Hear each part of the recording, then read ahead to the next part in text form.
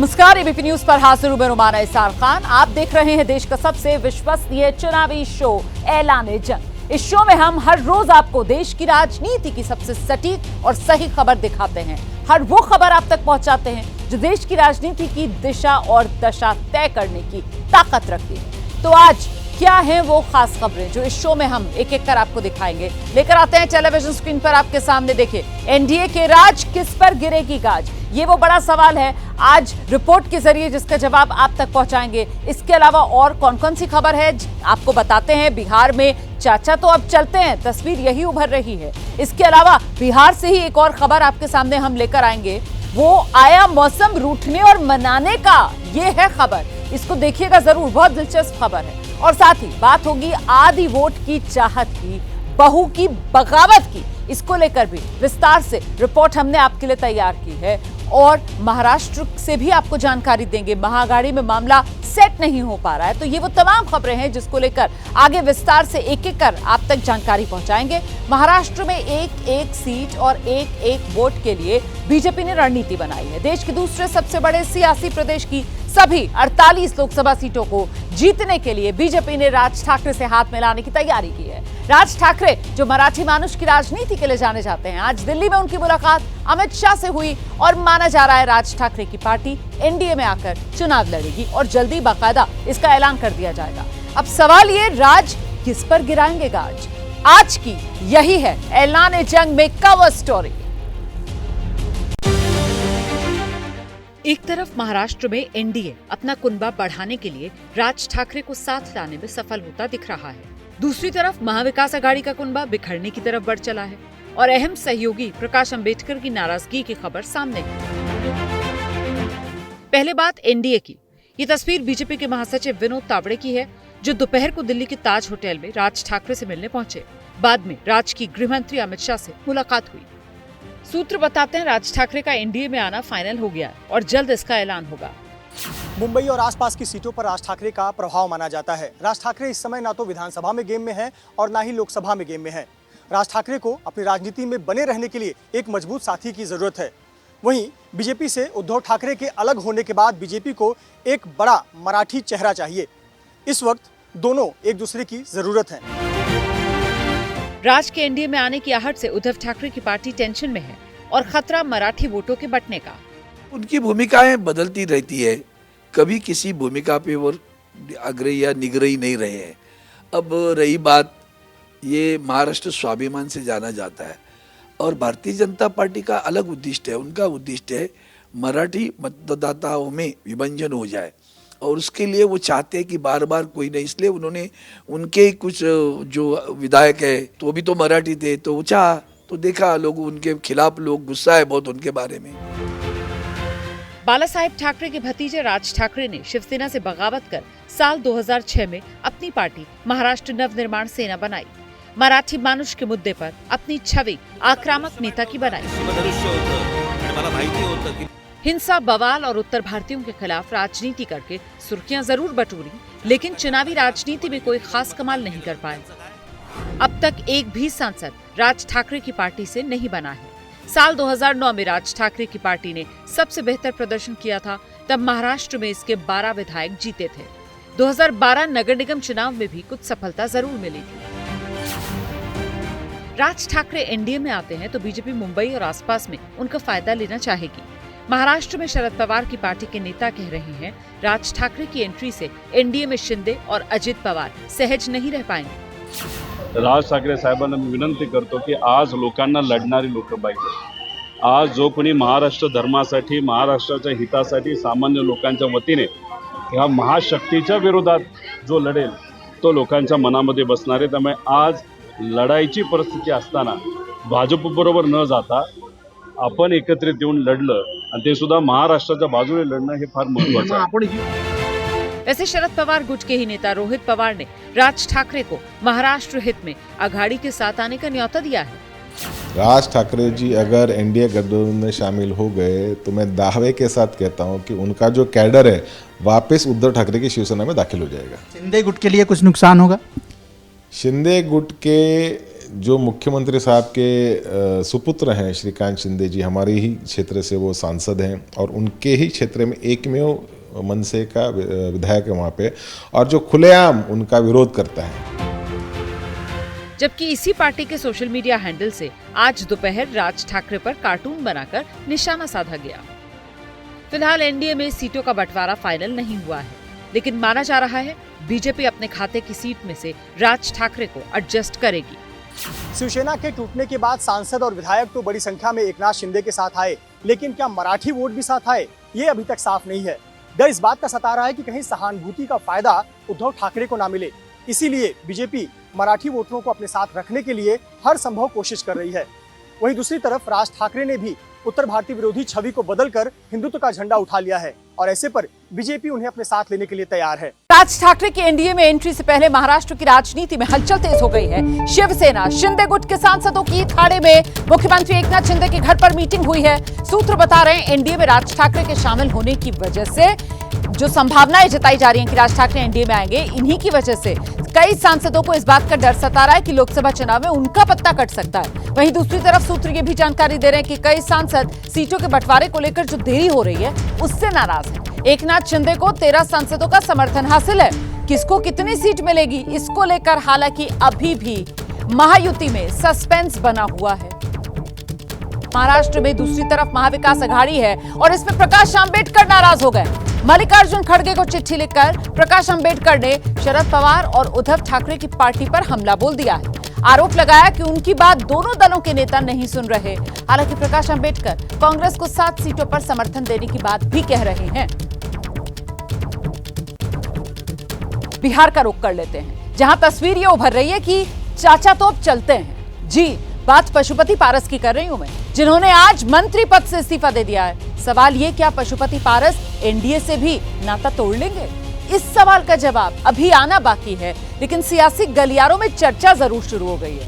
RJD की तरफ से पशुपति पारस को बाकायदा न्योता तक दिया जा रहा है। सवाल ये कि पशुपति पारस की अगली चाल आखिर क्या होगी? हमारे पार्टी के साथ और व्यक्तिगत रूप से हमारे साथ नाइंसाफी हुई, इसलिए मैं भारत सरकार के कैबिनेट मंत्री से मैं त्याग करने देता हूँ।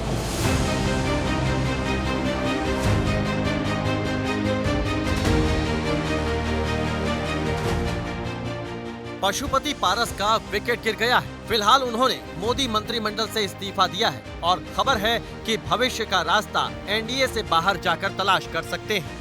फिलहाल तेज प्रताप यादव ने वेलकम का संदेशा भिजवा दिया है। एनडीए में तो ना इंसाफी होती ही है। अच्छा किया उन्होंने छोड़ दिया, उनको बहुत पहले ही छोड़ देना चाहिए था पारस जी को। बहुत अच्छा डिसीजन है। आप लोग की तरफ आएंगे तो सर वेलकम करेंगे? एकदम वेलकम करेंगे हम तो सबसे पहले वेलकम करेंगे उनका। सवाल ये कि क्या वाकई में पारस एनडीए छोड़कर महागठबंधन के साथ जाएंगे? राजनीतिक गलियारों में चर्चा है कि पारस अगर पाला बदलते हैं तो लालू उन्हें हाजीपुर से चिराग के खिलाफ उतार सकते हैं। फिलहाल पारस के सियासी भविष्य को लेकर अटकलों का बाजार गर्म है। बीजेपी के लोग उचित देंगे ना। पारस जी ने तो जब चले गए थे तो नीतीश जी के बारे में भी बहुत अच्छी बात तो नहीं कहे थे, इसीलिए उनका तो जवाब बीजेपी के लोग दे पाएंगे ना। हम लोग के साथ अलायंस तो था नहीं। भारतीय जनता पार्टी एनडीए गठबंधन सबका सम्मान करती है, सबको साथ लेके चलती है और देश के प्रधानमंत्री नरेंद्र मोदी जी तो इस तरह से सब लोगों को अवसर देते हैं, पुराने के साथ साथ नए जनरेशन को भी अवसर देते हैं। माननीय स्वर्गीय रामविलास पासवान जी के जाने के बाद उनके पुत्र उत्तराधिकारी थे, फिर भी इनका सम्मान देते रहे, कैबिनेट में ये मिनिस्टर रहे। आज उनको नए जनरेशन को अवसर मिला है, इनका भी सम्मान का पूरा ख्याल रखा जा रहा है। कल जो सीट बंटवारा हुआ है उसमें कुल 5 पार्टियों में सीटें बटी हैं। बीजेपी को 17, जेडीयू को 16, चिराग को 5, मांझी और कुशवाहा को 1-1 सीट मिली है। पशुपति पारस अभी हाजीपुर सीट से सांसद हैं।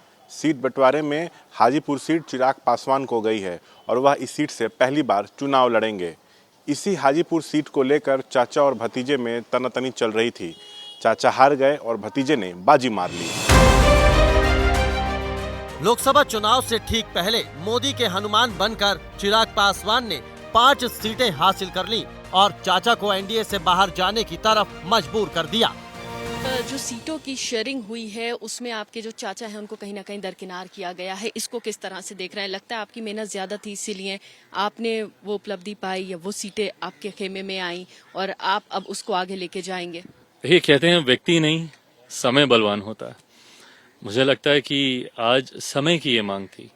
जिस तरीके से, जैसा मैंने कहा कि मेरे पार्टी के हर एक कार्यकर्ता ने दिन को दिन नहीं, रात को रात नहीं समझा और दिन रात मेहनत करते रहे, कार्य करते रहे। क्या मिलेगा नहीं मिलेगा बिना इस बात की परवाह किए हुए अपने लक्ष्य की ओर वो बढ़ते रहे। चिराग के खाते में हाजीपुर, वैशाली, जमुई, समस्तीपुर और खगड़िया की सीट आई है। 2019 में इन सभी सीटों पर एलजेपी ही लड़ी थी और जीती भी थी। 2021 में चिराग पासवान की पार्टी एलजेपी टूट गई। पार्टी के 5 सांसदों ने एलजेपी का साथ छोड़ा और चाचा पशुपति पारस के साथ अलग हो लिए। उसके बाद दोनों ने पार्टी के नाम और निशान पर दावा किया। चुनाव चिन्ह, बंगला छाप और पार्टी का नाम लोक जनशक्ति पार्टी को चुनाव आयोग ने जब्त कर लिया। फिर क्या था? चिराग पासवान और चाचा पशुपति पारस दोनों ने अलग अलग पार्टी बनाई, लेकिन एनडीए का हिस्सा बने रहे। सोमवार को जब दिल्ली में सीट बंटवारे का जब ऐलान हो रहा था, तब पशुपति पारस की पार्टी का नाम तक नहीं लिया गया, जबकि पारस की पार्टी एनडीए का हिस्सा थी और खुद पारस मोदी सरकार में मंत्री। प्रेस कॉन्फ्रेंस में विनोद तावड़े ने सीट बंटवारे के ऐलान के दौरान चिराग की पार्टी का नाम एलजेपी लिया, जबकि पार्टी का मौजूदा नाम एलजेपी आर है। लोक जनशक्ति पार्टी 5 सीटों पर एनडीए के साथ लड़ेगी। लोक जनशक्ति पार्टी वैशाली, हाजीपुर, समस्तीपुर, खगड़िया और जमुई। अब चर्चा इस बात की हो रही है कि चिराग को पार्टी का पुराना नाम और चुनाव निशान भी वापस मिल सकता है। फिलहाल विपक्ष पारस के नाम के सहारे बीजेपी को घेर रहा है। तो वहाँ अपमान हुआ है पारस जी का, ये मतलब निकल गया तो पहचानते नहीं, ये बीजेपी का पुराना आदत है। तो ये एक ही चीज़ बीजेपी की गारंटी है कि जिसको आज साथ लेंगे कल उसके पीठ पर छुरा मारेंगे, धोखा देंगे। पहले चिराग जी के साथ किया, उनकी पार्टी के 5 सांसदों को तोड़ा, अब चिराग जी को साथ लिया, पारस जी को हटाया। तो ये स्थिति है एनडीए में। सिर्फ फुटअव्वल अभी सामने आएगा, अभी इंतजार कीजिए। बिहार में करीब 5 से 6% के बीच पासवान जाति के वोटर हैं, जिस पर रामविलास पासवान की शुरू से पकड़ रही है। इस वोट बैंक पर अब चिराग की पकड़ बन चुकी है। यही वजह है कि बीजेपी ने ऐन मौके पर चाचा को गच्चा दिया और भतीजे को हनुमान बनाकर बिहार में दलितों के नेता के तौर पर उतार दिया। देश की राजनीति में जो रूठने मनाने का मौसम है ना, वो शुरू हो चुका है। बिहार की सियासत में सबसे ज्यादा इसका असर भी दिख रहा है। कल सीट बंटवारे के ऐलान के बाद से कोप भवन में पहुंच गए उपेंद्र कुशवाहा। अब आज उनको मनाए जाने की खबर सामने आई। बीजेपी महासचिव विनोद तावड़े ने कुशवाहा के घर जाकर उनसे मुलाकात की। काराकाट लोकसभा सीट के साथ साथ विधान परिषद की एक सीट देने का उपेंद्र कुशवाहा की पार्टी को वादा किया गया है। तो आखिर उपेंद्र कुशवाहा क्यों रूठे थे, क्यों उन्हें मनाया गया? दिखाते हैं आपको कल शाम से आज दोपहर तक कैसे कुशवाहा ने की प्रेशर पॉलिटिक्स। पशुपति पारस को एक भी सीट नहीं मिली, इसीलिए वो एनडीए से अलग होने की तरफ हैं। तो पूर्व केंद्रीय मंत्री उपेंद्र कुशवाहा सिर्फ एक सीट मिलने से नाराज बताए जा रहे हैं।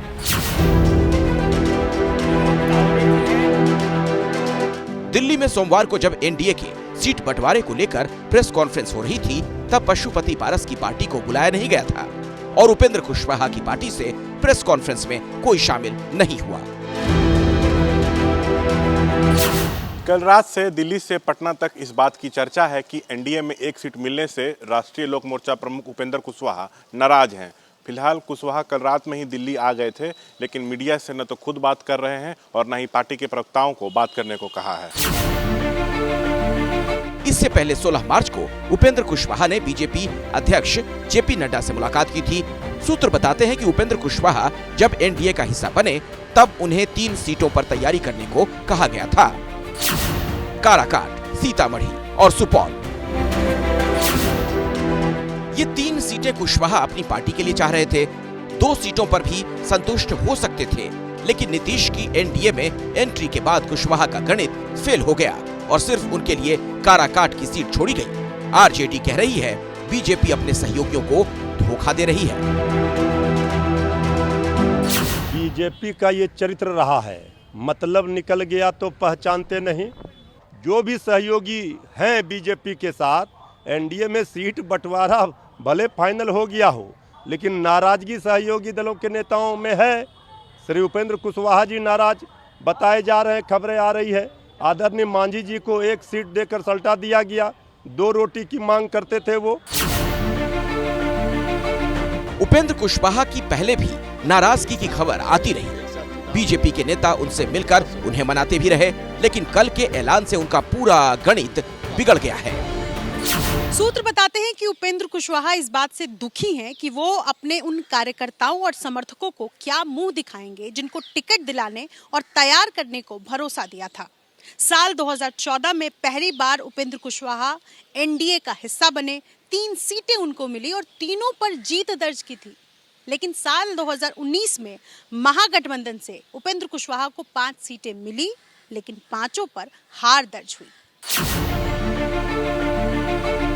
अब एनडीए में सीटों को लेकर घमासान मचा हुआ है, तो महागठबंधन आंख कान खोलकर नजरें गड़ाए हुए है। अभी वहां सीटों को लेकर तस्वीर फाइनल नहीं हुई है।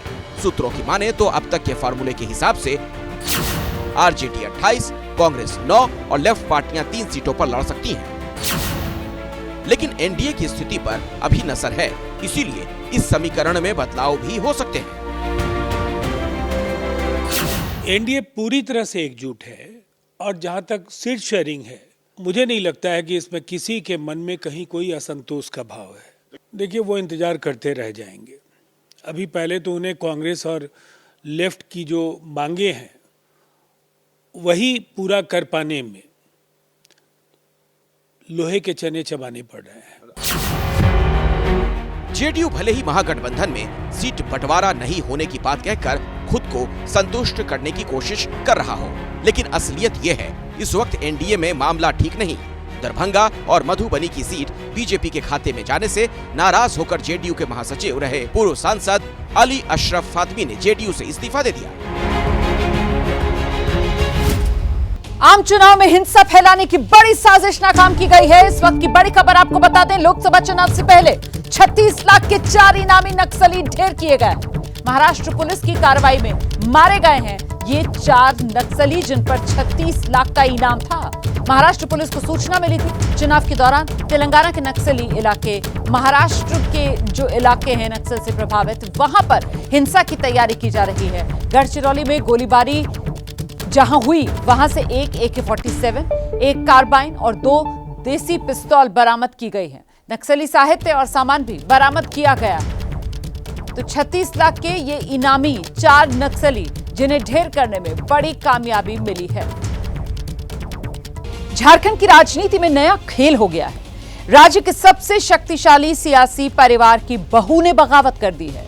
शिबू सोरेन के बड़े बेटे की पत्नी, मतलब उनकी बड़ी बहू सीता सोरेन, उन्होंने पार्टी से इस्तीफा दे दिया है, बीजेपी में शामिल हो गई हैं। इस बात की कानों कान खबर किसी को भी नहीं लगी थी। अचानक मीडिया में सीता सोरेन के बीजेपी में शामिल होने की खबर आ गई।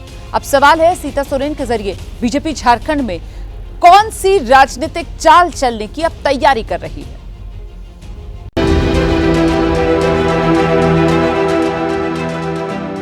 बीजेपी ने झारखंड के सबसे ताकतवर सियासी परिवार शिबू सोरेन के परिवार की बड़ी बहू को बीजेपी में शामिल करा लिया। 3 बार की विधायक सीता सोरेन शिबू सोरेन के सबसे बड़े बेटे दुर्गा सोरेन की पत्नी है। बीजेपी में शामिल होने से पहले ही उन्होंने जेएमएम से इस्तीफा दिया। कारण क्या रहा, ये खुद उन्हीं से जानिए। मैंने 14 साल तक पार्टी की सेवा की। 14 साल में जो मुझे मिलना चाहिए था सम्मान, वो सम्मान आज तक नहीं मिला, जिसके कारण ये बहुत बड़ा फैसला मुझे लेना पड़ा। अब चर्चा इस बात की है, क्या बीजेपी सीता सोरेन के जरिए झारखंड के आदिवासी वोट बैंक को तोड़ना चाहती है? तो सवाल ये कि सीता सोरेन को क्या मिलेगा? क्या सीता सोरेन या उनकी बेटी को किसी सीट से चुनाव लड़ाने की तैयारी है? शिबू सोरेन के बड़े बेटे दुर्गा सोरेन की मौत के बाद साल 2009 में सीता सोरेन राजनीति में सक्रिय हुई। सीता सोरेन 3 बार की विधायक भी रह चुकी हैं। सीता सोरेन अपनी बेटियों को शिबू सोरेन की राजनीतिक विरासत का वारिस मानती रही हैं। इतना ही नहीं, सीता सोरेन की बेटियों ने झारखंड में अपने पिता के नाम पर एक संगठन भी बना रखा है। फिलहाल तो सीता सोरेन के इस कदम से पार्टी के नेता हैरान और परेशान हैं। अभी पार्टी एक संकट के दौर से गुजर रही है, तो ऐसे में मुझे लगता है थोड़ा धैर्य सबको रखना चाहिए था, और इस तरह से क्यों हुआ दुखद है ये हमारी पार्टी के लिए। अब जरा सोरेन परिवार को जान लीजिए। दुर्गा सोरेन, हेमंत सोरेन, बसंत सोरेन, ये 3 शिबू सोरेन के बेटों के नाम। दुर्गा सोरेन की मौत हो चुकी है और उनकी पत्नी सीता सोरेन विधायक थी, जबकि हेमंत सोरेन सीएम रह चुके हैं। कल्पना हेमंत की पत्नी, बसंत सोरेन दुमका से विधायक हैं और मंत्री भी। जनवरी महीने में जब पार्टी में बगावत की खबर आई थी, तब बागी नेताओं में सीता सोरेन का नाम सबसे आगे आया था। हालांकि हेमंत सोरेन की गिरफ्तारी के बाद पार्टी और परिवार को एकजुट रखने के लिए शिबू सोरेन ने सीता सोरेन को मना लिया था। लेकिन ऐन चुनाव के ऐलान के बाद सीता सोरेन का पाला बदलना झारखंड में जेएमएम के लिए बड़ा झटका है। अब उन्होंने क्यों इस्तीफा दिया, इस्तीफे के क्या कारण हैं, ये मुझसे बेहतर सीता सोरेन जी ही बता सकती हैं। लेकिन मैं इतना ज़रूर कहूँगा कि सीता सोरेन जी का झारखंड से प्रेम है, झारखंड के आवाम से प्रेम है। सीता सोरेन के जरिए बीजेपी झारखंड में कौन सा सियासी समीकरण साधना चाहती है और क्या है प्लानिंग, इसका खुलासा होना फिलहाल बाकी है। और कर्नाटक के बेंगलुरु में हनुमान और अजान को लेकर विवाद हो गया है। बीजेपी जहां एक ओर पूरे मुद्दे को बजरंग बली के अपमान से जोड़ रही है, वहीं कांग्रेस बीजेपी पर ओछी राजनीति करने का आरोप लगा रही है। क्योंकि माहौल चुनावी है, लिहाजा राजनीति भी अपने पूरे चरम पर है।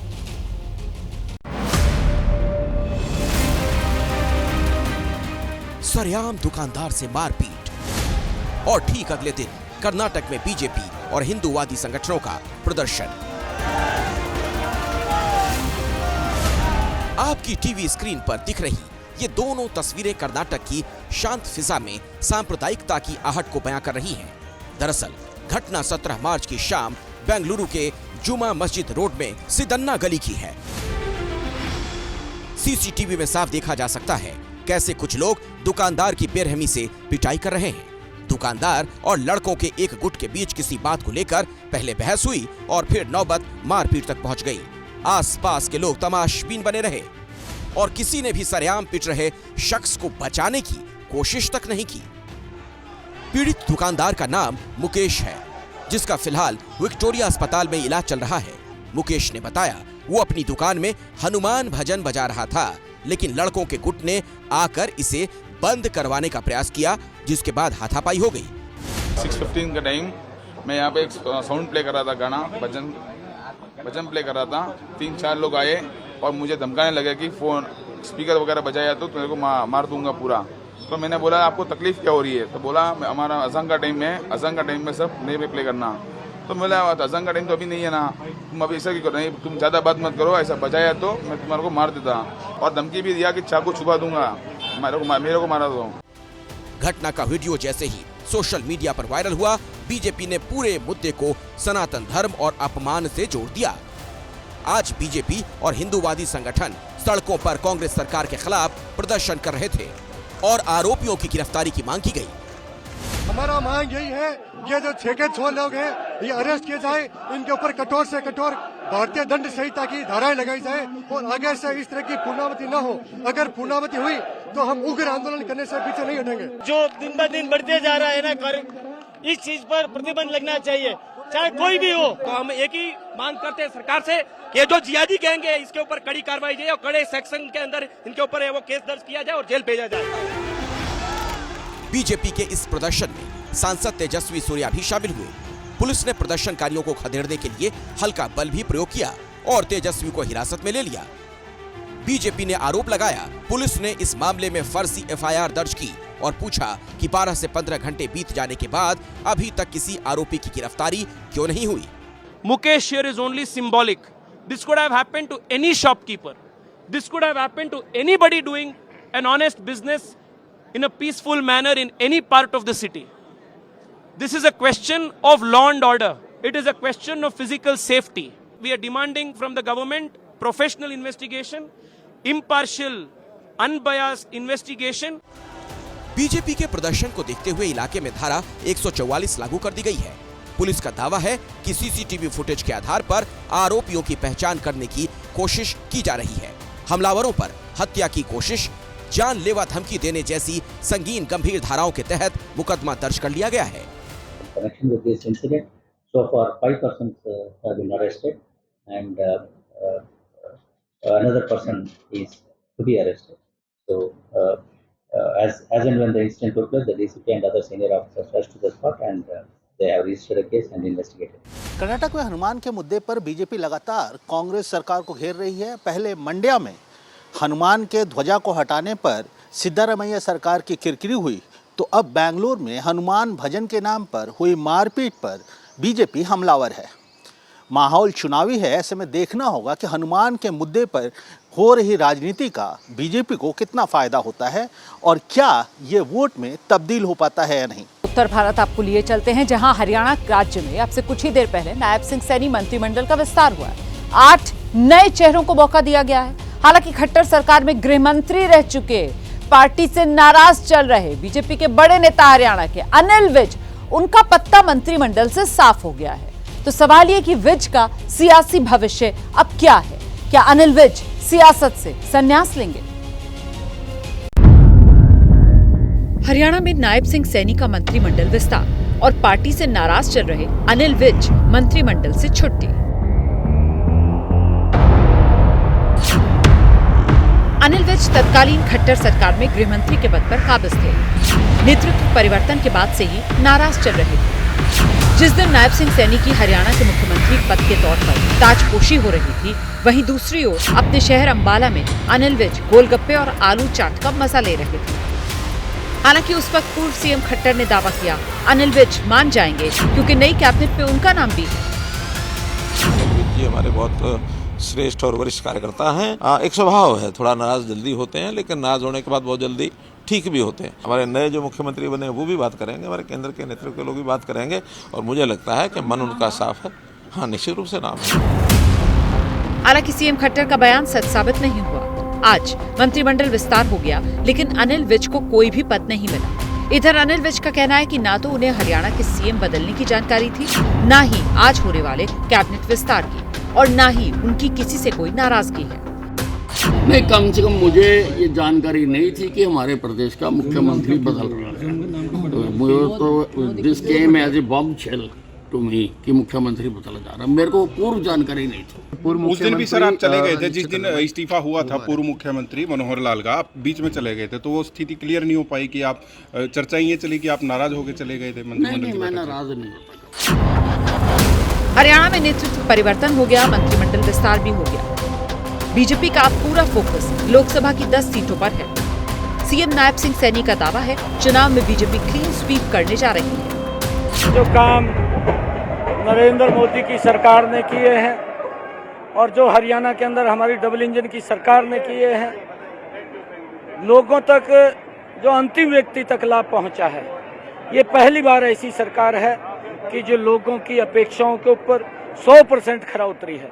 लोगों का जो उत्साह, जो जोश, रास्ते के अंदर जो उनको उत्साह देखने को मिला है, मैं इस बात के ऊपर कह सकता हूं कि 10 की 10 लोकसभा की सीटें यहां से बड़े मैंडेट के साथ जता करके नरेंद्र मोदी जी के पास भेजने का काम करेंगे। फिलहाल अब हरियाणा में बीजेपी का नया मुख्यमंत्री है और नया मंत्रिमंडल भी। पूर्व सीएम मनोहर लाल खट्टर को आलाकमान ने करनाल सीट से उम्मीदवार बना दिया है। नाराज अनिल विज को पार्टी कोई नई जिम्मेदारी देगी या उनकी हैसियत केवल कार्यकर्ता की ही रह जाएगी, ये आने वाले दिनों में साफ होगा। इस वक्त की बड़ी खबर आपको बता देते हैं, राहुल गांधी का वो शक्ति वाला बयान जिसको लेकर विवाद है। लगातार कांग्रेस चौतरफा घिरी हुई नजर आ रही है। इसी पर कांग्रेस पार्टी की तरफ से सफाई दी गई है। पार्टी के नेता हैं पूर्व मंत्री राजीव शुक्ला। वो कह रहे हैं बीजेपी ने राहुल गांधी के बयान को तोड़ मरोड़ कर पेश किया। बीजेपी पर राहुल गांधी के बयान को ट्विस्ट करने का आरोप राजीव शुक्ला लगा रहे हैं। राजीव शुक्ला कह रहे हैं राहुल गांधी ने जिस शक्ति की बात की वो शक्ति मतलब पावर से था, ना कि देवी के बारे में वो कुछ कह रहे थे। तो राहुल गांधी का शक्ति वाला बयान जो उन्होंने मुंबई में दिया था और इसके बाद प्रधानमंत्री नरेंद्र मोदी की तरफ से खुद सामने आकर राहुल गांधी की घेराबंदी की जा रही थी और लोगों से यह कहा जा रहा था कि वो शक्ति के विनाशक हैं और हम शक्ति के उपासक हैं। ऐसे में 24 की लड़ाई लग रहा था शक्ति के विनाशक वर्सेस शक्ति के उपासक पर आकर सिमटती हुई नजर आ रही है। सेल्फ गोल कांग्रेस का इसको माना जा रहा था, जिस पर अब एक के बाद एक कांग्रेस की तरफ से सफाई दी जा रही है। और ताजा बयान राजीव शुक्ला का।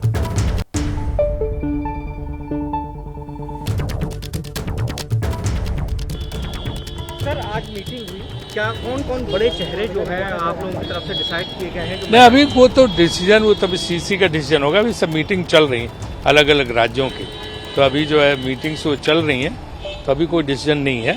उसके बाद जो है डिसीजन फिर जो है आप लोगों को दिया जाएगा जब सीसी की मीटिंग पूरी हो जाएगी। बीजेपी की तरफ से राहुल गांधी के शक्ति वाले बयान पर प्रेस कॉन्फ्रेंस करके कहा वो एकदम तोड़ मड़ोड़ कर किया जाए। शक्ति से उनका मतलब था जो दुष्ट शक्तियां हैं, वो शक्ति से नहीं कि जो ये पीछे से इस तरह की पावर, एविल पावर जो है दुष्ट, वो जो काम करा रही है उससे मतलब था।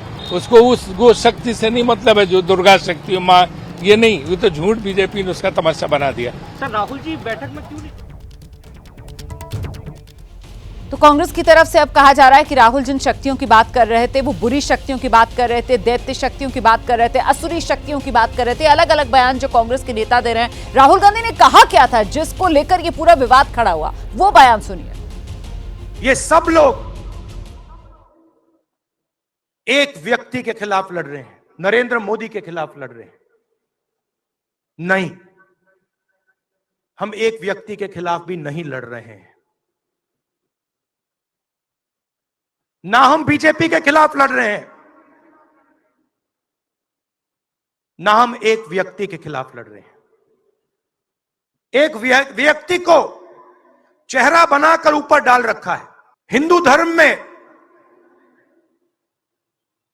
शक्ति शब्द होता है, हम शक्ति से लड़ रहे हैं, एक शक्ति से लड़ रहे हैं। तो ये वो राहुल गांधी का बयान था जो उन्होंने भरी सभा में दिया था और इसी को लेकर अब बीजेपी जब आक्रामक हुई, राहुल गांधी की घेराबंदी शुरू की गई और 24 की लड़ाई को शक्ति के विनाशक वर्सेस शक्ति के उपासक पर लाया गया। तो कांग्रेस पार्टी सामने आई है राहुल गांधी के बयान पर सफाई देने के लिए। एक तो बीजेपी पर आरोप लगा रही है कि बीजेपी राहुल गांधी के बयान को तोड़ मरोड़ कर पेश कर रही है, और दूसरे ये कह रही है कि जो हिंदू धर्म है, जो सनातन है, उसी में असुरी शक्तियों का भी जिक्र है, दैत्य शक्तियों का भी जिक्र है, और उन्हीं बुरी शक्तियों का जिक्र यहां पर राहुल गांधी की तरफ से किया जा रहा था। ये राजीव शुक्ला की तरफ से जो सफाई दी गई है राहुल गांधी के बयान पर।